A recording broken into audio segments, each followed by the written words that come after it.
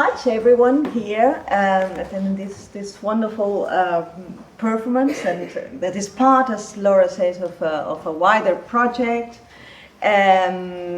I think we have all worked very hard and very creatively also to put this together. And yeah, the students have been amazing as well in giving us ideas and responses. Let me just shortly say some words about Kirsten Lukins, who a writer who is a poet, a performer, and who is also someone who has been, of course, as Laura said, she entered into the speeches of the Verres speeches and from a completely different field, and who had to, of course, reinvent not only the persecution and adapt it, but invent completely the defense. So this required lots of study, but also understanding of the context, and lots of dialogue as well with us.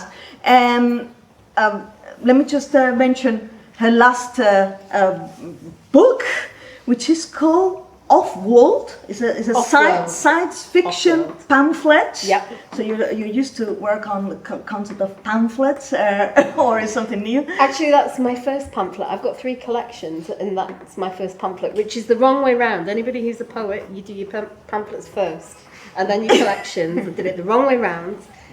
But yeah, it's called Off-World, and randomly it's poetry and flash fiction that accidentally became sci-fi. Oh, right. Okay. I'll ask something about it later. Catherine Tempest is an ancient historian, also classicist from the University of Leicester, and she's one of the worldwide most well-known experts in Cicero, but also in the history of politics of the Republic, particularly the late Republic.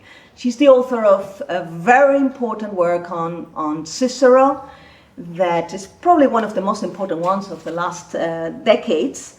And also she is the author of a monograph on Brutus, so Caesar's murder. And picking up on that, you have also participated as series consultant of the new Julius Caesar, The Making of a Dictator series, so BBC, the BBC. So she's very, very used to work in outreach projects as well, and very active in public history. Also in collaboration with the schools, you have worked a lot. Okay, and so having introduced everyone, also Laura, who is also a classicist, and but in your case, so you work half at the University of Durham University, but also, of course, you are the representative coordinator of Classics for All North, and in addition, of course, and that's also very important, you work in school. So you have the Royal Grammar School in Newcastle. So you have this experience across these fields, and this is very important for us as well today. So okay, let's start a discussion. Perhaps let me just ask Kirsten first about this wonderful text we just saw that had also some parts were lyric, others were prose, and that was of course very intentionally done and wonderfully performed by our actors. So how was, in your view, the experience of the main challenge to write a play like this? The experience was amazing, and also, how am I going to do it? Yeah, so I know nothing about Cicero. I don't speak Latin. I don't read Latin. I'm not a classicist. And yet, I remember distinctly sitting with you guys, as you were saying. So we have some that you can take as extracts to work from, and then there's the defence, and you're going to have to make that up because we don't have any of that. And because I'm a poet, and I haven't quite got my head around yet that I could write not in poetry. I saw myself, I heard myself saying the words, "Oh, do you want me to do it like a rap battle or something?" I watched my mouth say those words and thinking, what are you talking about? You can't possibly do that. And as it happens, I couldn't, because I'm not very good at writing rap, but I have written and been a slam poet in my time. And worked with a lot of slam poetry. So the more I understood about Cicero and what his reputation and character might have been, some of his arrogance, some of the kind of joking that he did, some of those techniques, the more I thought, yeah, no, he could be a slam poet. We could do that sort of slam styly. And then what I wanted to do was have Hortensius as having a voice that was distinct from that. Mm-hmm. And because Hortensius was established as the best orator of the time, had that kind of reputation already intact, I decided to do that in blank verse. So even though it reads as prose, actually when you see it on the page, it is in iambic pentameter, in a kind of pseudo-Shakespearean style, to give him that sort of gravitas and pomposity, with Cicero as the upstart being more heavily rhymed. And so that was a challenge, doing that. And once I thought that, I had to do it. So then I had to follow through. Couldn't let myself off the hook. Oh, you did a wonderful job. And that's fantastic. So it's a very particular, probably unique challenge. I don't know if something like that has been done in that, particularly crossing this genres. That's very, very difficult. I was very grateful for the school students having done so much of the thinking work. We will ask them as well, because we want to hear the voices, and it's important. Let me just, because of course one of the challenges of this project, another one, is that to acknowledge the importance of the historical context, because many of the part of the text may be not understandable without that context, and that's of course very difficult to get when you are dealing with a limited number of sources, but also when basically we don't have a whole year to study the text and all the information we have. So Catherine, I have a question for you. I mean, I'm having questions, but please interrupt me, and we will also like to hear from the audience as well in a minute. Yeah, but first simple question about that has to do with that context and Cicero himself, because this is a quite early speech in his career. So how important it was for that? Yeah, absolutely. When Cicero came to reflect on the art of oratory in a treatise he wrote sort of much later on in life, he called the trial of Verres a trial that he entered into, and it was one of the greatest magnitude. So first of all, thank you for writing it, and thank you to the actors for actually bringing that to life. I felt it was a trial of great magnitude. And it was so for Cicero for several reasons. The first of which is the intense political competition of Republican Rome. We heard from you about this ladder of power, which I loved as a translation. In the Latin, it's cursus honorum, and it gives you a little inway into the Roman way of thinking when you see this as a ladder, a way of getting honour. It's about your standing, it's about your reputation. But more specifically, this is how you get to the top at Rome. It's fixed. You start as a quaestor, it's a sort of financial tax kind of role, at the earliest age of 30. At the age of 36, you may, if you choose, decide to become an aedile, who was responsible for putting on the public games. It's a great way of showing you a great politician, because it's about looking after Rome's infrastructure. And then at 39, if you really wanted to go for the top spot, you would apply to be a praetor, and then if you wanted that golden dream of the consulship, you could apply at the minimum age of 42. Now, this is so rigid and so fixed that if you don't get that on your first try, you're disgraced. And if you don't get it on your second, you're out. And this leads to revolution in Republican Rome, because we cannot detach any of this from the extreme violence, the extreme bribery, And this explains the amount of corruption that is in the background, bubbling away, because people who want the power, who want the honour and the distinction, are going to fight for it. And at this trial, Cicero is up for the aedileship.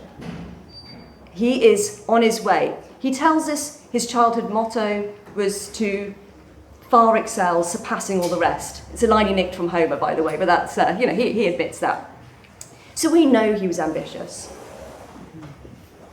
Verres was on the ladder a little bit ahead of him. He probably was going to go for the consulship. He kept getting delayed by all these things like people taking him to trial for corruption.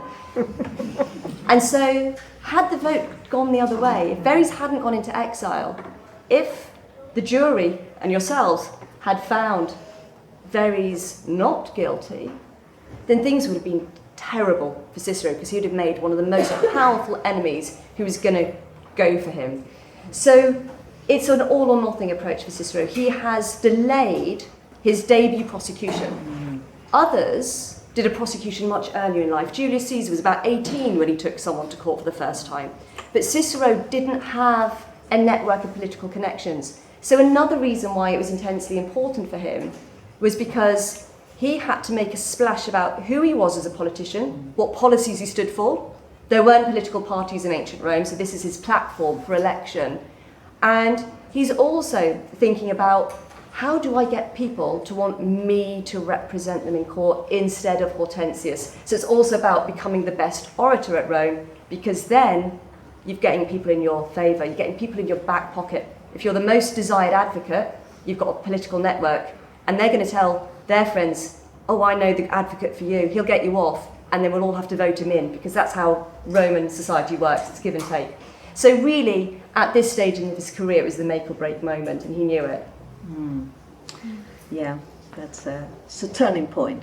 Yeah, I like to, and probably you and the audience as well, to hear some voices from our students. I say ours, but of course,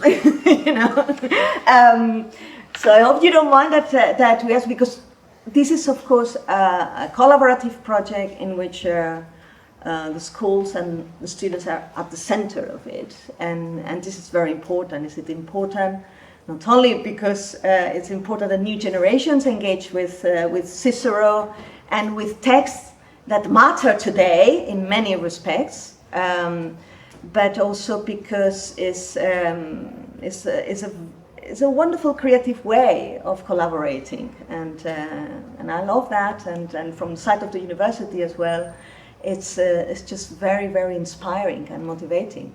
So we would like to know how was, I don't know, if any of you would like to say something, or from the top, because I'm just looking generally at the audience, but if students would like to tell us how was your experience with working with Cicero, and in this particular project. So you can say what you want, yeah, so don't worry. So what was interesting or surprising, or what did you find particularly challenging? You can choose. Yes, well, I kind of set myself up this. Don't worry. I think it sort of allows you to approach a new sort of gratitude of our own legal system, because I mean, a modern jury, they're meticulously selected, so they have no prior knowledge of the case or stake in the outcome. Whereas, I mean, a Roman jury is just anyone who turns up to the rostrum that day.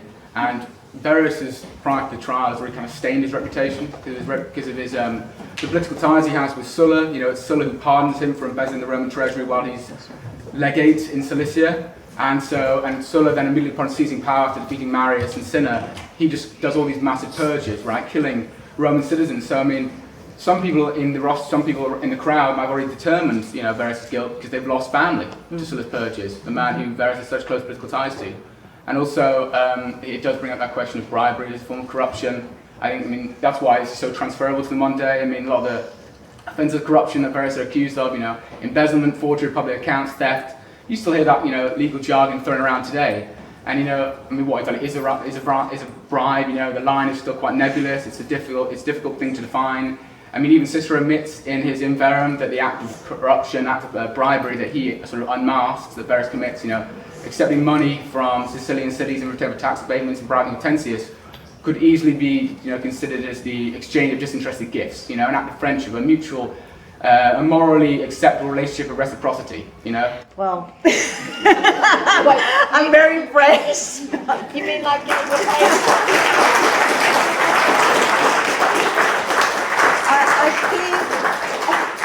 Yeah, no, that was amazing because when I was listening to you, that's a brilliant summary of the many complex topics we have been discussing in the project or in the workshops, and also in my project Twisted Transfers, which is a project that is now finished, but it goes back to 2020, funded by the HRC, and it was precisely about that, about these ambiguities of corruption and how corruption has many faces, and many of them we can connect them with the modern world, others you need really to understand the context. And yeah, you were talking about bribery. That's one of the most tricky and difficult subjects to prove, and we saw it in the performance as well. I want to hear more voices from up there. Yeah.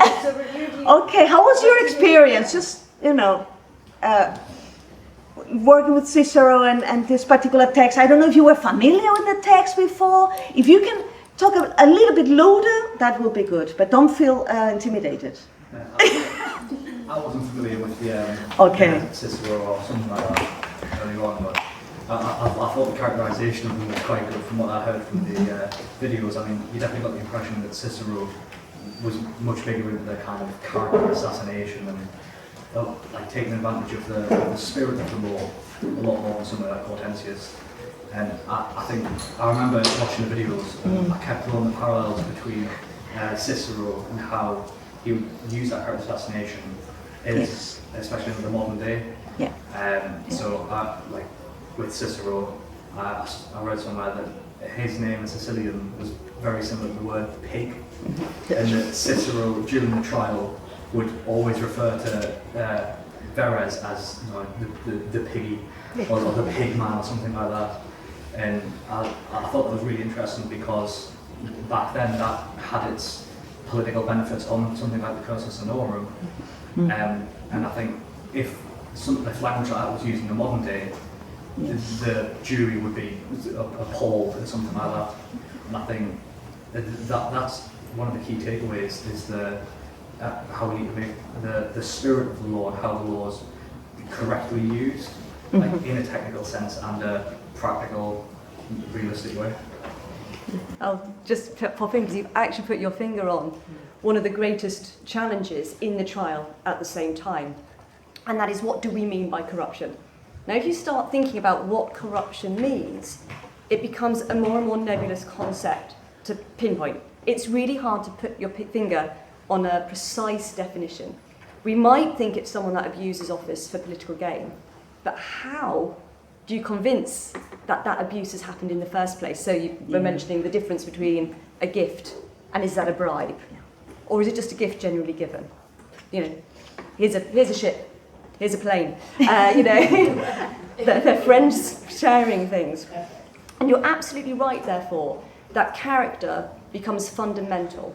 Because in the court, and I should add, just for elimination of all doubt, Cicero built his case on the backs of witnesses, legal statements, and huge amounts of documentary evidence. So it wasn't just the speeches, although they are a huge part of it, because those witnesses and documents don't really speak to the crime. And so you have to frame it in such a way that you believe someone has got the character to commit such a crime. And we don't allow that. You're absolutely right in courts of law today. So previous crimes are not allowed to be discussed. In the Roman trial, they were expected to be discussed because they built a much wider portrait of the kind of person that you were dealing with. And a name is just as important there. You're right, it means a pig. It also connects with the verb to sweep.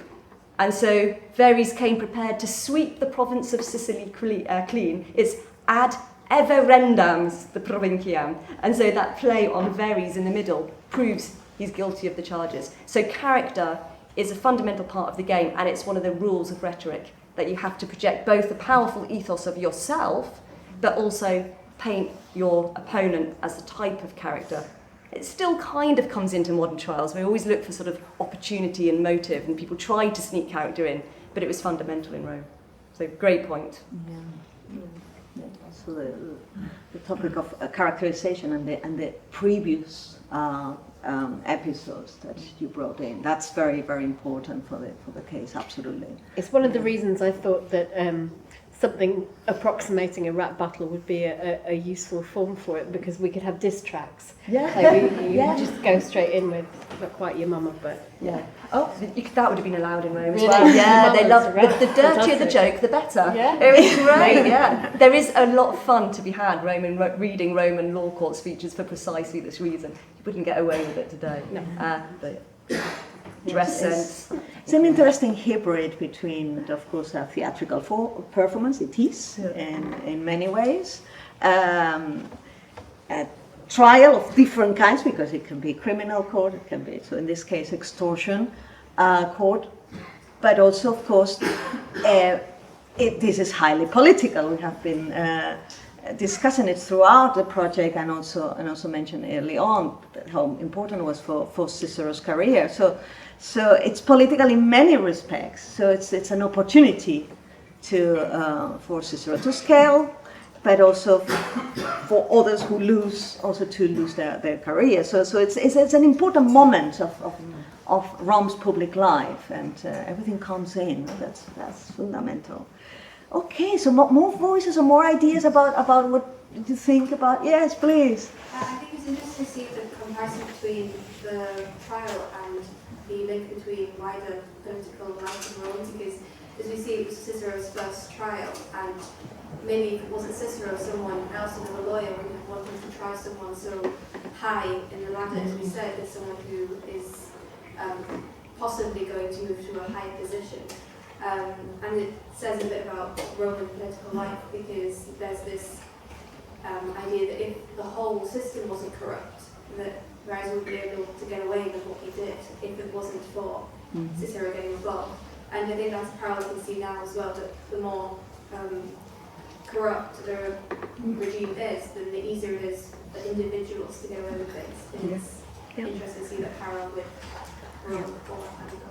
You raised something that is absolutely brilliant, because he did have to fight someone else to win the right to prosecute Verres. So there was another man, and the reason Cicero won was he said, he's a straw man. That's the guy Verres wants you to have prosecuting him, because he knows he'll get away with it. They're in it together. And so that idea that corruption breeds corruption, you're trying to cover your tracks as well, really speaks into that, and they were aware of that and you could use it. So another very good point. There is one of the powerful arguments that came in the play, and that you really also embedded very, very nicely in the text, is in the case of the defense, is this argument, particularly that comes in Book 5, in the accusations against crimes against citizens, Roman citizens, is the idea of the goal justifies the means. When do the goals justify the means? And this is really a huge subject that, of course, connects with, as always, with our own world. Yeah. I'll just throw it. So when I was writing, it was that last charge of judicial murder that was making me feel the most frantic in a way, really, that kind of was hitting home most, because I had been getting quite into the whole marketplace of offices and imagining Boris Johnson's COVID parties and all of that, but it is happening now. Trump is doing it now. The Stone Quarries is El Salvador. He's doing it now. People are being taken off the streets now. And they're being taken not because they are guilty, but because he's come up with a way to point at them and say, you're in this gang or X, Y, Z. And what we can see it happening in real time, and we can see how it's based on lies, and the justification is so patently false about protecting the nation state, or about traitors, or about spies, or about insurrectionists, or about, the threats. It's not enough for one man to point and say this person is a threat because I say so. It's not enough. As you can tell, I'm stressed by this, and everybody should be. So it was really important for me in that one to make it very plain what the contemporary parallels are. Yes.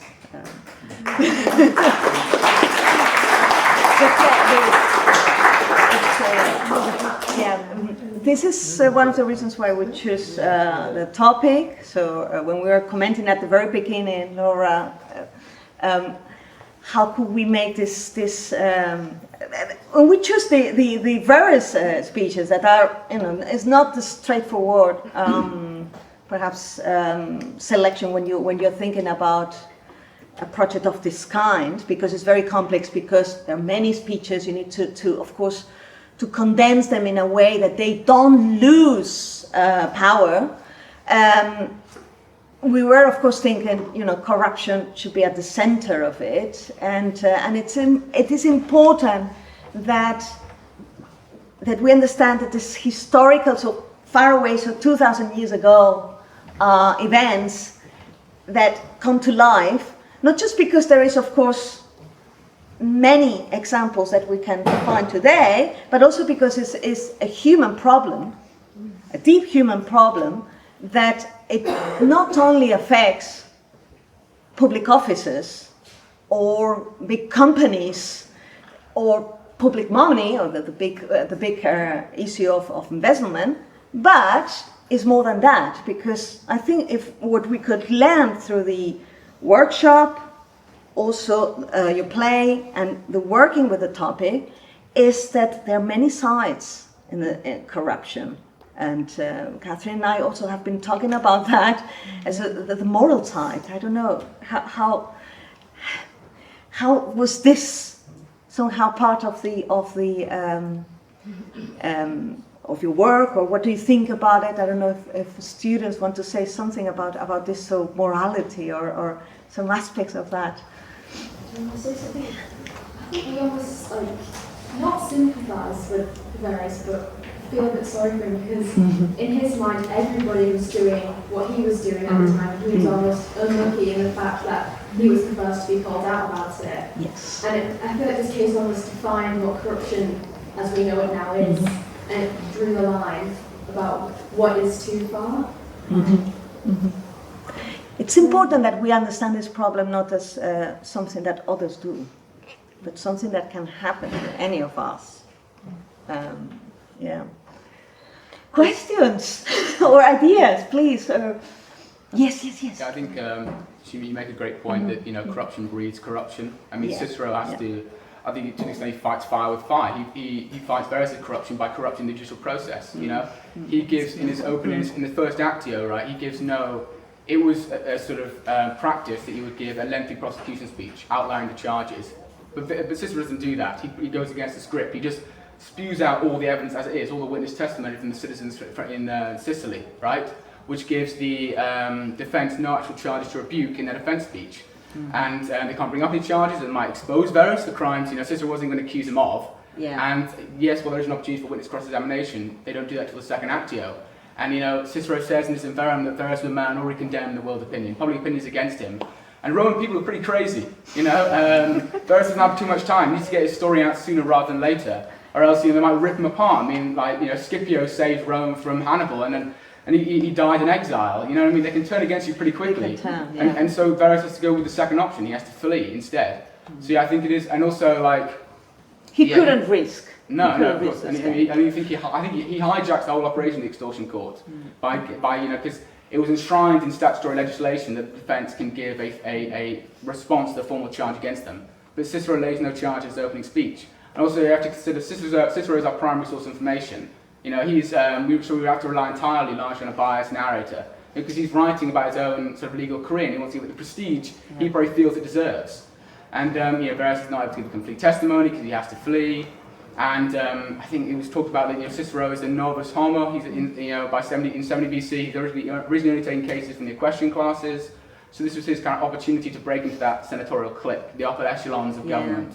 So he can go one way, he can lose this case and go the way of all the other aspiring young Roman jurors of his day and be forgotten by history, or he can win it and break into the upper echelons of government. So he's going to want to use, it's such an important case for him, he might want to use everything at his disposal to win it, such as maybe falsifying a bit of evidence. I mean, I wouldn't put it past him, and given, I think Plutarch says that they don't get the full compensation, so clearly not everyone believed what Cicero was saying.